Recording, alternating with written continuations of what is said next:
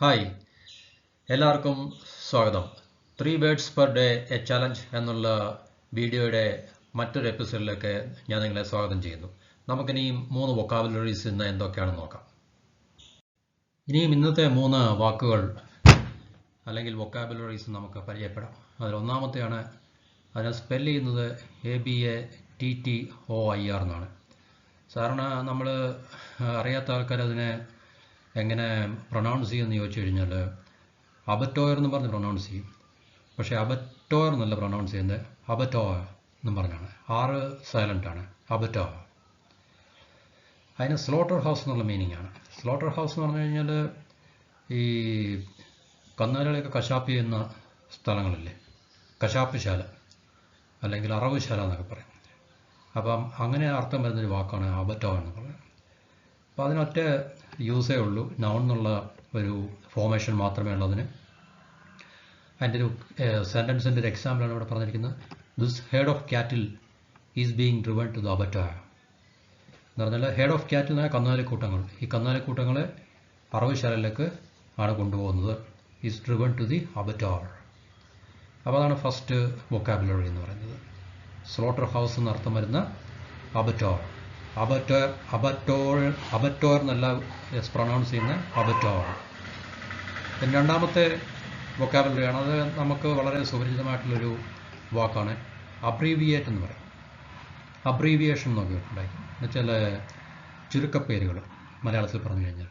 അതിൻ്റെ വെർബ് ആയിട്ട് നമ്മൾ യൂസ് ചെയ്യുമ്പം, ക്രിയയായിട്ട് നമ്മൾ യൂസ് ചെയ്യുമ്പോൾ ടു ഷോർട്ടൺ അല്ലെങ്കിൽ ടു റെഡ്യൂസ് എന്നൊക്കെ പറയും, ടു കട്ട് ഷോർട്ട്.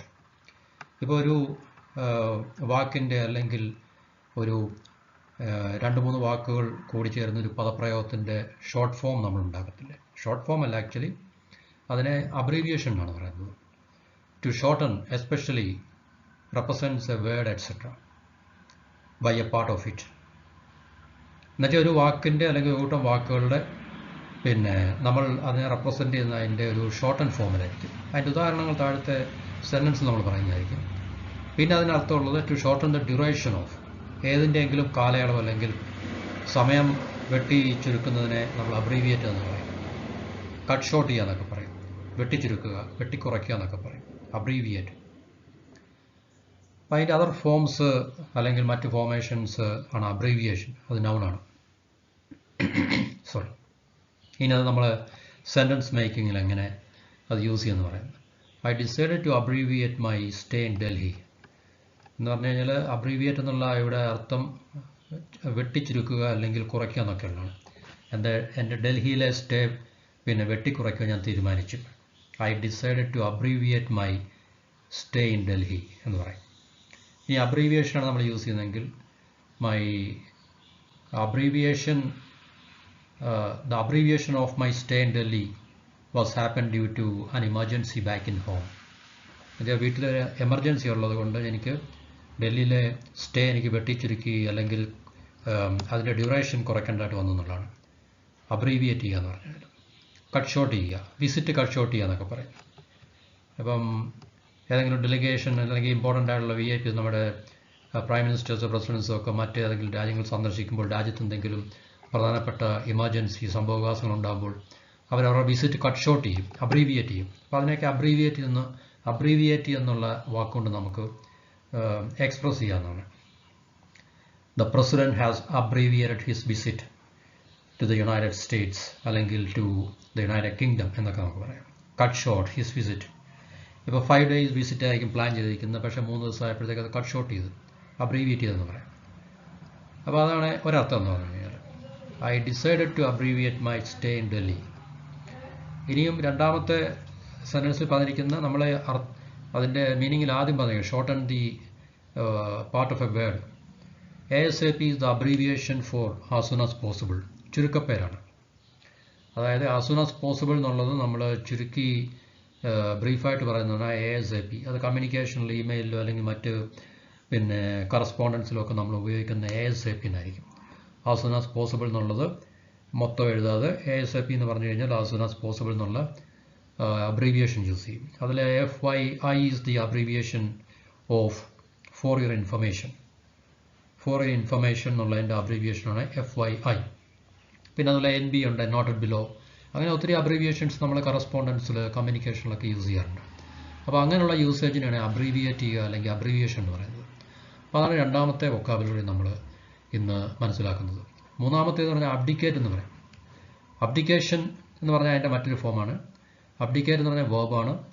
അബ്ഡിക്കേറ്റ് ചെയ്യുക എന്ന് പറഞ്ഞാൽ give up or renounce the thrown. ഏതെങ്കിലും പദവി വിട്ടൊഴിയുക സ്വമനസാലെ. അതിനെ നമുക്ക് ത്രോൺ എന്ന് പറഞ്ഞു കഴിഞ്ഞാൽ പഴയ കിരീടം എന്നുള്ള, പിന്നെ കിരീടമല്ല, എന്താണ് പറയുന്നത്, സിംഹാസനം ത്രോൺ. അപ്പം ഏതെങ്കിലും ഒരു അധികാരത്തിലിരിക്കുന്ന ഒരു വ്യക്തി സ്വമനസാലെ അത് വിട്ടൊഴിഞ്ഞു പോകുകയാണെങ്കിൽ അതിനെ നമുക്ക് അബ്ഡിക്കേറ്റ് ചെയ്യാന്ന് പറയാം. Give up or renounce. Give up എന്ന് പറഞ്ഞാൽ ഉപേക്ഷിക്കുക എന്നുള്ള അർത്ഥമാണ്. നമ്മൾ നേരത്തെ ആദ്യത്തെ വീഡിയോയിൽ പഠിച്ചതാണ് അബാൻഡൻ എന്നുള്ളത്. പക്ഷേ ആ അബാൻഡൻ നമുക്ക് ഇവിടെ ഉപയോഗിക്കാൻ പറ്റത്തില്ല ഈ ഗിവ് അപ്പ് എന്നുള്ള അർത്ഥത്തിൽ. ഇവിടെ റിനൗൺസ് ചെയ്യാൻ നമ്മൾ സ്വമനസാലെ നമ്മൾ ഉപേക്ഷിക്കുക, വിട്ടുകൊടുക്കുക, വേണ്ട എന്നുള്ളൊരു തീരുമാനം എടുക്കുക. അതിനാണ് നമുക്കുള്ള എന്തെങ്കിലും അധികാരം, അവകാശം, നമ്മുടെ അതുപോലുള്ള എന്തെങ്കിലും പ്രിവിലേജസ്, അതിനെല്ലാം നമ്മൾ വേണ്ടാന്ന് വെക്കുക, അല്ലെങ്കിൽ നമ്മളെ അതിനെ വിട്ടൊഴിഞ്ഞ് പോകുന്നതിനെ നമ്മൾ അബ്ഡിക്കേറ്റ് ചെയ്യാന്ന് പറയും. To give up or renounce the throne. Throne ഇവിടെ ഉദ്ദേശിക്കുന്ന ഏതെങ്കിലും അധികാര സ്ഥാനം എന്നുള്ള ഒരു അർത്ഥമാണ് ഇവിടെ ഉദ്ദേശിക്കുന്നത്. പിന്നെ രണ്ടാമത് renounce duty or right etcetera. ഏതെങ്കിലും ഡ്യൂട്ടി നമ്മൾ ചെയ്യേണ്ട ഒരു ഡ്യൂട്ടി റെസ്പോൺസിബിളായിട്ട് ചെയ്യേണ്ട നമ്മുടെ റെസ്പോൺസിബിലിറ്റീസിനെ നമ്മൾ ഒഴിവാക്കുകയാണെങ്കിൽ അതിനെ നമ്മൾ റിനൗൺസ് ചെയ്യുക എന്ന് പറയും. He has renounce his duty or he has, അതുപോലെ തന്നെ റൈറ്റ്, ഏതെങ്കിലും നമ്മുടെ അവകാശങ്ങൾ, പ്രിവിലേജസ്, ഇതിനെയൊക്കെ നമ്മൾ വേണ്ടെന്ന് വെക്കുകയാണെങ്കിൽ ഡ്യൂട്ടി റിനൗൺസ് ചെയ്യുക എന്ന് പറഞ്ഞു കഴിഞ്ഞാൽ നമ്മൾ തീർച്ചയായിട്ടും ഡ്യൂട്ടിയിൽ നമ്മൾ പിന്നെ വിട്ടുവീഴ്ച ചെയ്യുക എന്നുള്ളതാണ് റിനൗൺസ്. അപ്പോൾ അതിൻ്റെ മറ്റൊരു ഫോമാണ് അബ്ഡിക്കേഷൻ എന്ന് പറയുന്നത്. അബ്ഡിക്കേഷൻ ഓഫ് ഡ്യൂട്ടി, അബ്ഡിക്കേഷൻ ഓഫ് റൈറ്റ്, അല്ലെങ്കിൽ അബ്ഡിക്കേഷൻ ഓഫ് പവർ, അബ്ഡിക്കേഷൻ ഓഫ്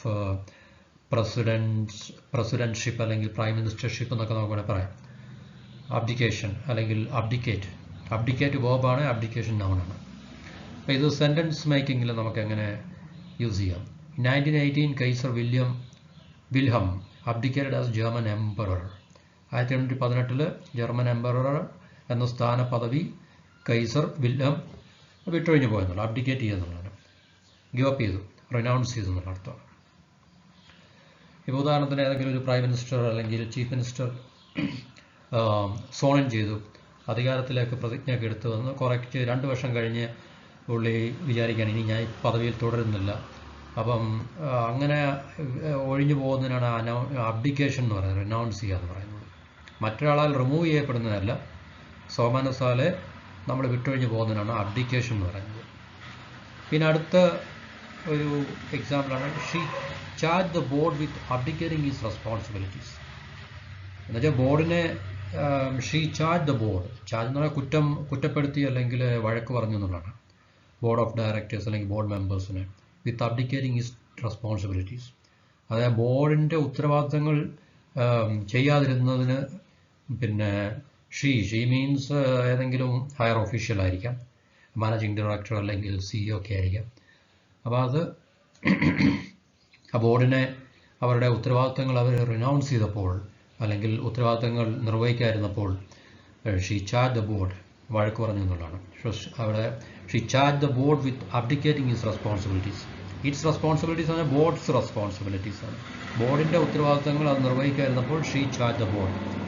അപ്പം അബ്ഡിക്കേറ്റഡ് എന്നൊക്കെയുള്ള വാക്കുകളുടെ യൂസേജ് അല്ലെങ്കിൽ സെൻറ്റൻസ് അത് ഓരോ പിന്നെ അതിൻ്റെ വ്യത്യസ്തമായ തലങ്ങളിൽ ഇങ്ങനെയാണ് അത് ഉപയോഗിക്കുന്നത്. അതിൻ്റെ ബേസിക് ആയിട്ടുള്ള മീനിങ് എന്ന് പറഞ്ഞു കഴിഞ്ഞാൽ to give up or renounce the throne. ഇവിടെ ത്രോൺ ഉദ്ദേശിക്കുന്നത് പിന്നെ രാജസിംഹാസനം എന്നുള്ളതല്ല, ഏതെങ്കിലും പദവി ആരെല്ലാം വിട്ടൊഴിഞ്ഞു പോവുക അല്ലെങ്കിൽ അത് മറ്റൊരാൾക്ക് സ്വമനസാലെ അത് വേണ്ടാന്ന് വെക്കുക, അതിനെ ഗിവ് അപ്പ് ഓർ റിനൗൺസ് എന്ന് നമുക്ക് പറയാൻ പറ്റും. അബ്ഡിക്കേഷൻ എന്ന വാക്കുകൊണ്ട് ഉദ്ദേശിക്കുന്നത്. പിന്നെ ഏതെങ്കിലും ഡ്യൂട്ടി ചെയ്യാതിരിക്കുക, റിനൗൺസ് ചെയ്യുക, ഒഴിവാക്കുക, പിന്നെ അല്ലെങ്കിൽ ഏതെങ്കിലും അവകാശങ്ങൾ, പ്രിവിലേജ്, ഇതിനെയൊക്കെ വേണ്ടാന്ന് വെക്കുന്നതിനെയൊക്കെ നമുക്ക് റിനൗൺസ് ചെയ്യുക എന്ന അർത്ഥം വരുന്ന അബ്ഡിക്കേഷൻ നമുക്ക് യൂസ് ചെയ്യാൻ സാധിക്കും. അപ്പോൾ ഇതാണ് ഈ ഇന്നത്തെ ഈ വീഡിയോയിലുള്ള 3 പ്രധാനപ്പെട്ട വൊക്കാബുലറീസ് എന്ന് പറഞ്ഞത്. ഒന്നാമത്തെ അബറ്റോയർ എന്ന് പറയില്ല, 6 സൈലൻ്റ് ആണ് അബറ്റോയർ. രണ്ടാമത്തെ അബ്രീവിയേറ്റ്, മൂന്നാമത്തെ അബ്ഡിക്കേറ്റ്. അപ്പോൾ ഈ വീഡിയോ ഇതോടുകൂടി അവസാനിക്കുകയാണ്. ഈ വീഡിയോ എല്ലാവരും വാച്ച് ചെയ്യുക. നിങ്ങൾ ഈ വാക്കുകൾ പിന്നെ ഏതെങ്കിലുമൊക്കെ വൊക്കാബുലറീസ് നമ്മളുടെ സ്റ്റോക്ക് ഇൻ ട്രേഡിലേക്ക് ഇംഗ്ലീഷ് സംസാരിക്കാൻ ആവശ്യം നമുക്ക് വൊക്കാബുലറീസ് ആണ്. വൊക്കാബുലറീസ് ഉണ്ടെങ്കിൽ ബേസിക്കായിട്ടുള്ള ഗ്രാമർ പിന്നെ എൻ്റെ ഒരു കമാൻഡ് നമുക്കുണ്ടെങ്കിൽ തീർച്ചയായിട്ടും ഇംഗ്ലീഷ് ഈസി ആയിട്ട് നമുക്ക് കൈകാര്യം ചെയ്യാൻ സാധിക്കും. അപ്പോൾ അതിന് വൊക്കാബുലറീസ് വളരെ അത്യാവശ്യമാണ്. എത്രയും കൂടുതൽ വൊക്കാബുലറീസ് പഠിക്കുന്നോ അത്രയും നമുക്ക് കൂടുതൽ പ്രയോജനം ചെയ്യത്തുള്ളൂ. അപ്പോൾ ഒന്നുകിൽ തീർച്ചയായിട്ടും ഇതുപോലുള്ള പിന്നെ റിസോഴ്സുകൾ യൂട്ടിലൈസ് ചെയ്യുക, അല്ലെങ്കിൽ ഏതെങ്കിലും നല്ല ഒരു ഇംഗ്ലീഷ് ഡിക്ഷണറി നമ്മൾ ഡിപ്പെൻഡ് ചെയ്ത് കഴിഞ്ഞാൽ നമുക്ക് തീർച്ചയായിട്ടും അത് സ്ഥിരമായി വായിക്കുന്നൊരു ഹാബിറ്റ് നമ്മൾ ഉണ്ടാക്കിയെടുക്കുക. അപ്പോൾ നമുക്ക് തീർച്ചയായിട്ടും കൂടുതൽ വൊക്കാബുലറീസ് നമുക്ക് സ്വായത്തമാക്കുവാനും നമുക്കത് നമ്മുടെ ഇംഗ്ലീഷിൻ്റെ പിന്നെ ഇംഗ്ലീഷ് ലാംഗ്വേജ് നമുക്ക് കൂടുതൽ ഈസിയായി കൈകാര്യം ചെയ്യാൻ സാധിക്കുന്നുണ്ട്. അപ്പം ഇത്രയും പറഞ്ഞുകൊണ്ട് ഈ വീഡിയോ ഇവിടെ അവസാനിപ്പിക്കുന്നു. എല്ലാവർക്കും നന്ദി, നമസ്കാരം. അടുത്ത വീഡിയോയിൽ നമുക്ക് വീണ്ടും കാണാം.